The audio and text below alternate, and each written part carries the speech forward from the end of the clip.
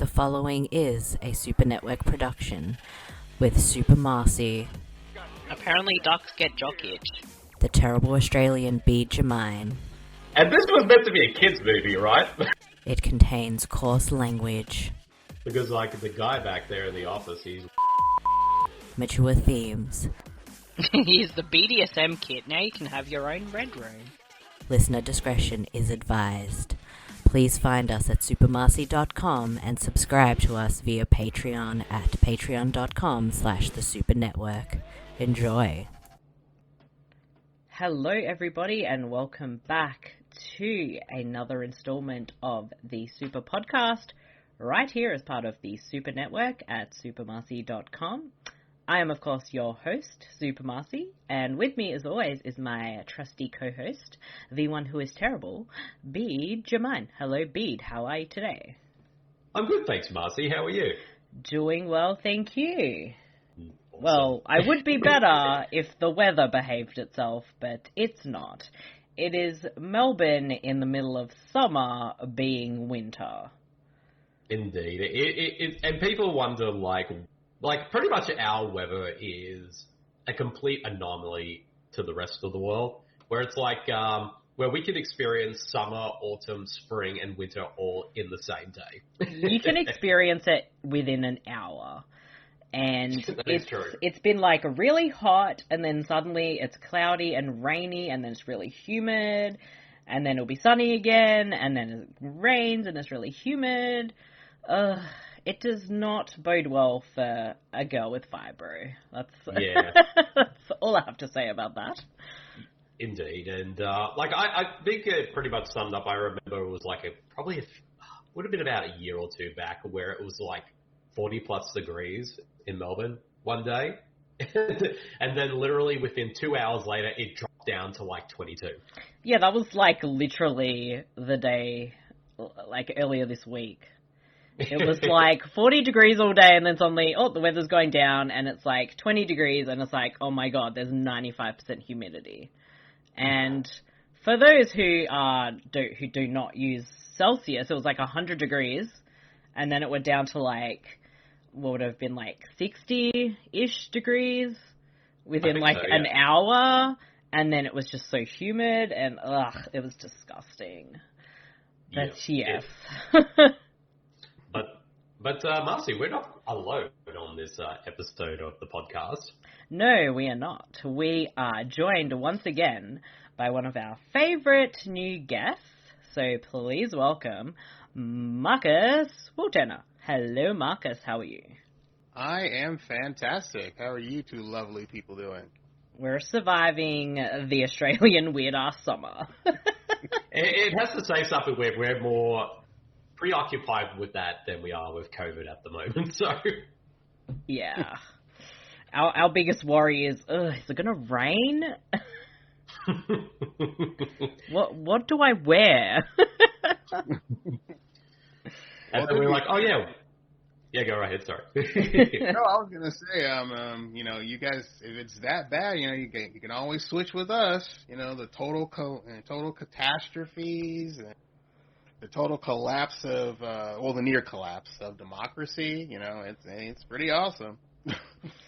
Yeah, I think I'll pass. Yeah. I feel sorry for so many people because it makes us realize just how good we have it here. Even if our leader is a total wank stain on the country. He's what your fiancé Graham would say, Marcy, a cockwomble. Yes. Yes, he is. And you can quote me on saying that he's a wank stain. Indeed. The leader of the Australian country at the moment, that is. Yes. But anyway, now that that's all out the way, we are back once again for our fan-voted audio commentary. So if you are not a member, please go look up the Super Network group on Facebook and join our group, where once a month we will pick a subject and offer 6 options for an audio commentary, and we will do the commentary for the one that has the most votes, obviously. And for January, and we are on time this time because we're recording in January, Our theme was Joel Schumacher films, as he did pass away last year, R.I.P. And I believe the options for the poll were Falling Down, The Lost Boys, Batman Forever, Phone Booth, The Incredible Shrinking Woman, and Blood Creek. Oh, wow. Yes. And the winner of the poll is the 1993 film Falling Down, starring Michael Douglas.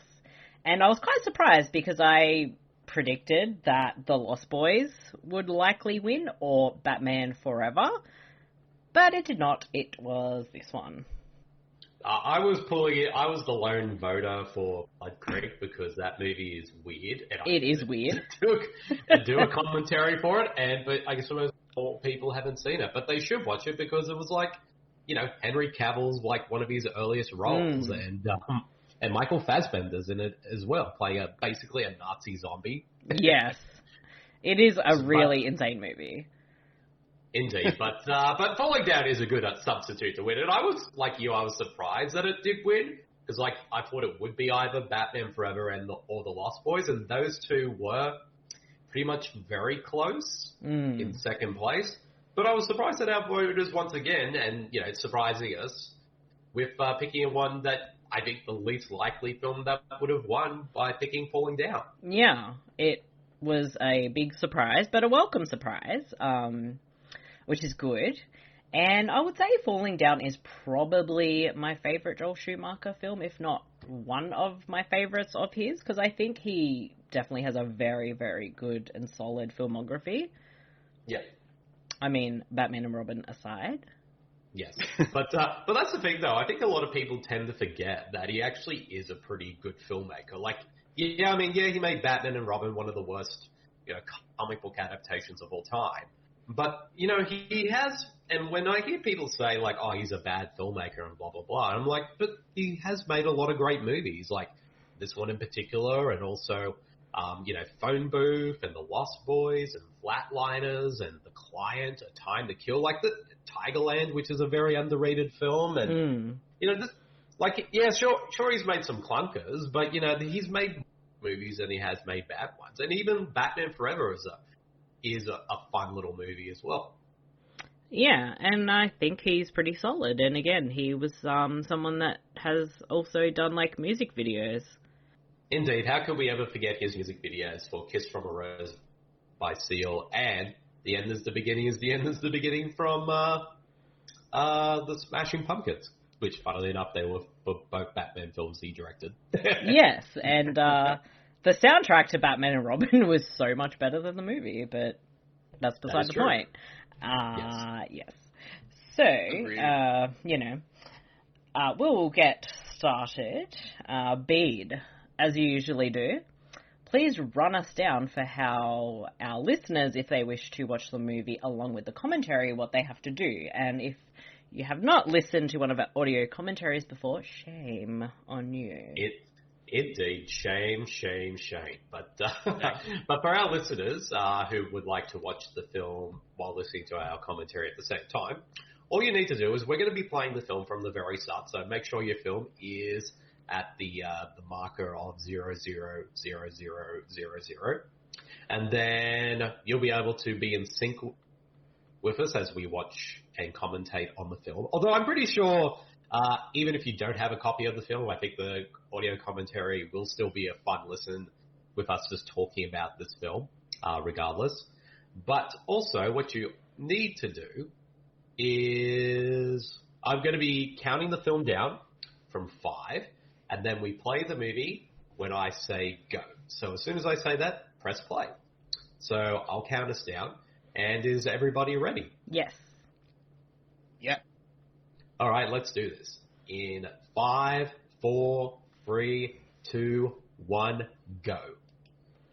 And the movie is playing. And it's a Warner Brothers production. Yes, it is. Now, surprise. Marcus, Marcy and I were talking a bit about Falling Down before. What is your relationship to Joel Schumacher as a filmmaker? Were you a fan of his work, or you didn't really care for his work? What are your feelings on Joel Schumacher as a filmmaker overall? Honestly, I've never really paid much of his filmography mind. It's only been recently that I've actually kind of like dove a bit more into a lot of the films that he's done. And shockingly enough, a lot of the films that he has made I've already seen. Just didn't really pay attention to him, being the one who directed them.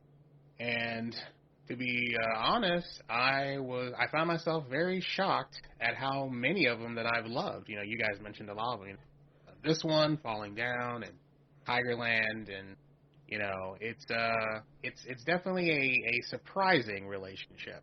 Because as you said, everybody normally focuses on Men Forever or Batman and Robin.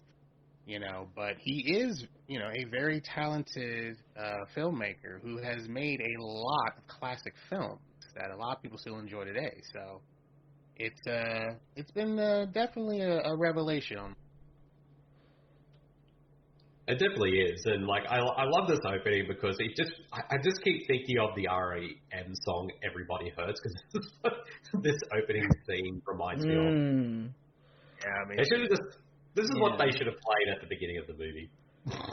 Yeah. It's like right there. Yeah. They definitely could have done that. And yeah, it's been a while actually since I've seen this. I do own it in my collection. And yeah, I mean, 100% it was like, when you watch the Joker, you're like, did he just make Falling Down with the Joker? Pretty much. It's very, very similar. And I don't care what,